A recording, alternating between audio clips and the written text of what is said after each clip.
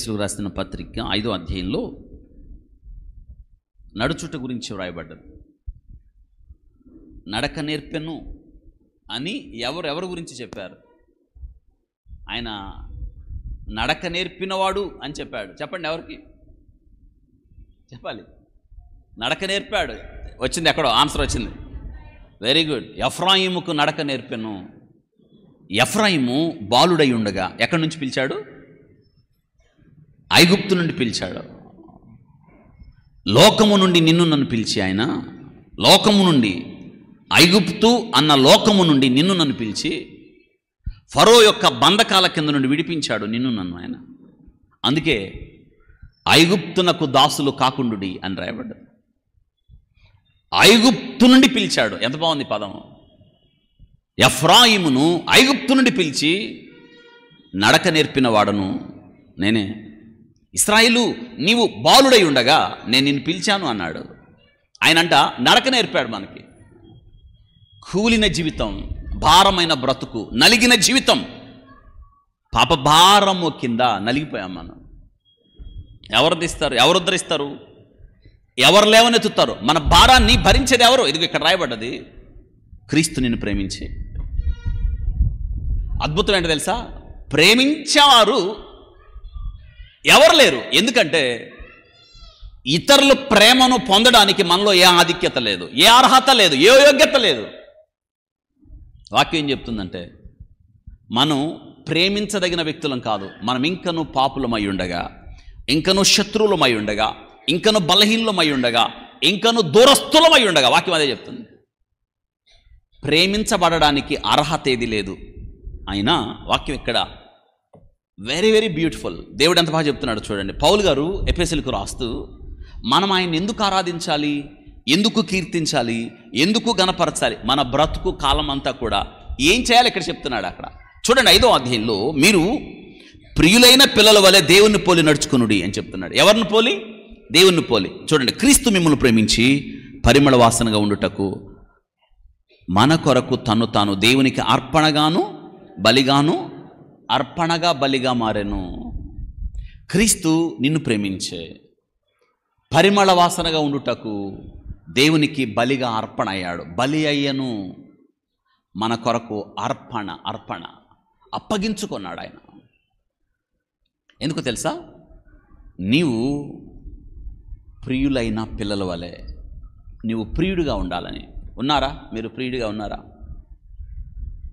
ఆయనకి ప్రియుడిగా ఉండాలంటే నిన్ను ప్రేమించిన, నీ కొరకు ప్రాణం పెట్టిన ప్రాణనాథుడిని నీవు గుర్తెరిగితివా? ఆయన్ని చూసితివా? ఆయన ఎంత ఘనుడో చూడుడి. అబ్బా, ఘనుడు ఆయన, ఘనమైన కార్యాలు చేశాడు. ఏమిటి ఏంటి ఘనమైన? నీ కొరకు తను అప్పగించుకొని. నిజంగా ఆలోచించండి. నీతిమంతుడు కొరకు ఒకవేళ మరణిస్తాడేమో, అరుదు. కానీ మనం ఇంకనూ పాపులమై ఉండగా ఈరోజు నీ నుండి నా నుండి ఏం కోరుతున్నాడు తెలుసా? నీవు ప్రియమైన వ్యక్తిగా దేవుణ్ణి పోలినాడు. ఇక్కడ మనం చేయాల్సింది ఏది లేదు. ఆయనకి ఇష్టలుగా బ్రతకాలి, ఆయన అడుగుల్లో నడవాలి. పేతురు భక్తుడు ఇదే చెప్పాడు. ఆయన మీ కొరకు బాధపడి తన అడుగులలో నడుచున్నట్లు మీ కొరకు మాదిరి ఉంచిపోయాను. మొట్టమొదట ఏం చెప్తున్నాడంటే ప్రియులైన పిల్లలు. ప్రియులు అంటే ఇష్టలు. ఇప్పుడు ఎవరికి ఇష్టలుగా నడవాలి మనం కదా? ఎందుకు ఆయనకి ఇష్టలుగా నడవాలంటే మన కొరకు ప్రాణం పెట్టిన ఆయనే కదా.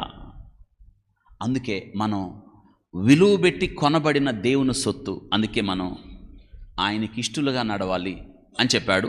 ఆ కింద వచనంలో ఇంకొక మాట చెప్పాడు చూడండి. బలిగాను అలాగునని మీరును ప్రేమ కలిగి నడుచుకున్నాడు. మనం ప్రియులైన పిల్లల్లాగా నడుచుకోవాలి. ఇప్పుడు రెండోది ఏం చెప్తున్నాడు?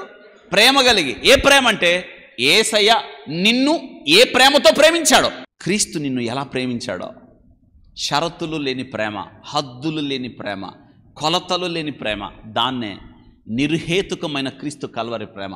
ఆ ప్రేమతో ప్రేమించాడు. ఆ ప్రేమను మనం చూపించాలి. ప్రేమ కలిగి నడుచుకొనుడి అంటే మన నడకలో, మన జీవితంలో, మన ప్రవర్తనలో క్రీస్తును పోలిన జీవితం అని చెప్తూ ప్రేమ కలిగి నడుచుకోండి అని చెప్తున్నాడు. అంటే మన జీవితంలో, మన నడకలో, మన ప్రవర్తనలో ద్వేషం అనేది ఉండద్దు, కోపం అనేది ఉండద్దు, ఇతరులను తిరస్కరించడం ఉండకూడదు.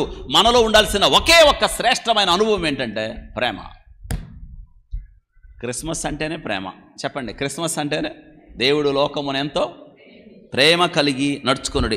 ఇందులో మీరు చదివినప్పుడు ఇంకొక విషయం ఇందులో ఉంది. ఏమిటంటే అక్కడ చూడండి 10వ వచనంలో, గనుక ప్రభుకేది ప్రీతికరమో దాన్ని పరీక్షించుచు వెలుగు సంబంధుల వలె నడుచుకోండి అని చెప్తున్నాడు 10వ వచనంలో. ఏ సంబంధులుగా? అవును, క్రిస్మస్ నక్షత్రం. అవునా? చీకటిలో వారు ఎక్కడ కూర్చొని ఉన్నారు? గొల్లెల కాపరులు చీకటిలో. వారి దగ్గరికి ఏమొచ్చింది? వెలుగు ప్రకాశించను. లోకమంతటి చీకటి, ఆ క్రిస్మస్ వెలుగును మనం ఇవ్వాలి. అందుకే వెలుగు సంబంధులుగా నడవాలి. వెలుగు సంబంధులుగా. అందులో ఇంకొక అద్భుతమైన మాట, మనం వెలుగు సంబంధులుగా నడవాలి అని చెప్తున్నాడు అక్కడ. వింటున్నారా? చెప్పండి, ఏ సంబంధులుగా? వెలుగు సంబంధులుగా. ఈ 3 అనుభవాల్లో మనం నిజంగా నడిచినప్పుడు 16వ వచనంలో చూడండి, 15-16లో కూడా ఇంకొక విషయాన్ని చెప్పాడు ఇక్కడ. దినములు చెడ్డవి గనుక మీరు సమయమును పోనీక సద్వినియోగము చేసుకొనొచ్చు, అజ్ఞానుల వలె కాక జ్ఞానుల వలె నడుచుకొనొచ్చు. ఈ క్రిస్మస్లో, ఈ ఆరాధనలో జ్ఞానులుగా నడుచుకోవాలి. మీరు చూడండి, జ్ఞానులు, తూర్పు దేశపు జ్ఞానులు, జ్ఞానులే వారు. నక్షత్ర ఖగోళ శాస్త్రాలలో ఆరితేరిన వారు జ్ఞానులు. ఆ జ్ఞానులే కానీ వారికి ఎక్కడికి వెళ్ళటానికి దారి కనిపించలేదు.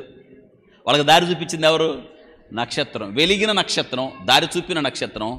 ఇక్కడ అందులో మనం అదే చూస్తున్నాం, జ్ఞానుల వలె. అంటే దాని అర్థం ఏంటంటే ఈ లోకమైన సంబంధం కాదు. ఆ జ్ఞానులకు ఈ లోక సంబంధమైన జ్ఞానం ఉంది, కానీ క్రీస్తు యొద్దకు నడిపించే జ్ఞానం మన దగ్గర జ్ఞానం ఉంది. అందుకే అజ్ఞానుల వలె కాక జ్ఞానుల వలె.